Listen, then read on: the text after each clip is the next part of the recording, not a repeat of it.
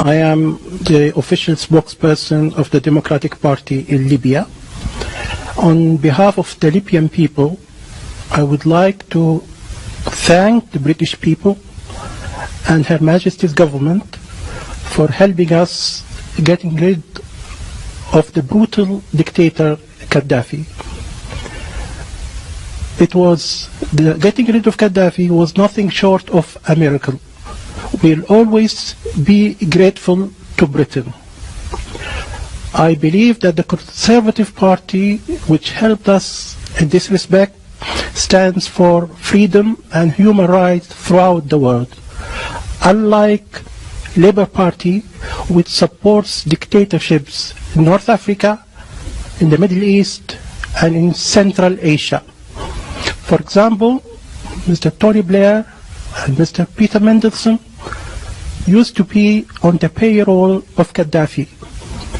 They are still on the payroll of dictators in the Middle East and Central Asia.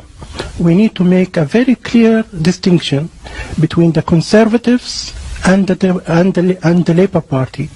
We believe that the Conservative Party will go on to help the Arab Spring and support the revolution throughout the Middle East. Thank you. I was waiting for you pulling off a mask and revealing yourself as a comedian.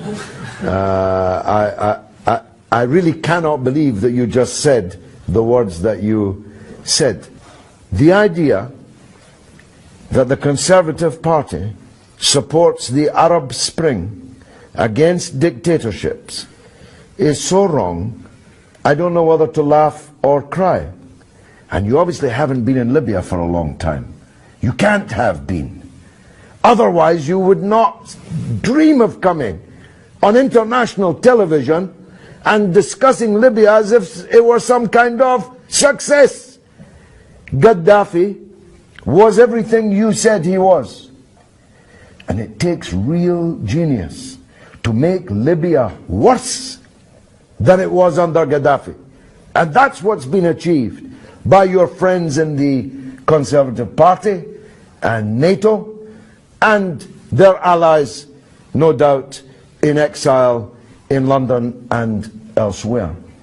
Libya no longer exists. Libya is 5 Libyas, 10 Libyas, 20 Libyas, 100 Libyas, all massacring each other. The country is sailing in blood. Hundreds of thousands of refugees are jumping on boats to try and escape and drowning in the Mediterranean. Your country was bombed day and night by NATO. And now Sirte, which was bombed by the Americans when Gaddafi was in, is a self-declared part of the ISIS caliphate. Some success story. ISIS, Al-Qaeda, one brigand group after another, taking control of the airport, of the parliament, chasing out the government. How many prime ministers have you got? How many foreign ministers? It's an absolute catastrophe, Libya. And you come here in your nice suit, safe here in London, and hail it all as some kind of triumph, and you have the gall to salute the Conservative Party. Well, if the Conservative Party do to Britain what they did to Libya, then God help us. God help us. Because they destroyed your country, which no longer exists. And you, presumably on some kind of payroll, come here and take your hat off to it. Be gone. Who's next? May I respond to that? Yes, you can.